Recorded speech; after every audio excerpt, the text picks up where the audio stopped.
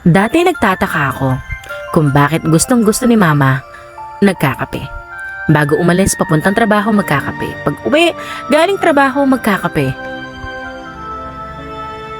Pagod, timpla ng kape. Masaya, palungkot, galit, normal na araw, kape pa rin. Nung tinikman ko naman yung kape, sinikmura lang naman ako. Pero, nagbago ang tingin ko sa kape.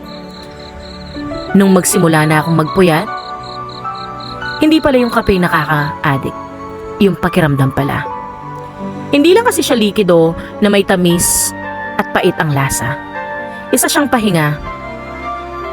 Bawat higop ng kape, oras mo na yon para sa iyong sarili. Bawat segundo na dumadaan habang hawak ang baso, yun palang espasyo para maisip mo kung ano ang sunod na plano. Sunod na hakbang patungo sa pangarap mo. Habang tumatanda ako, mas nagugustuhan ko ang kape. Marahil kapag kailangan mo ng saglit na pahinga sa nakakapagod na mundo.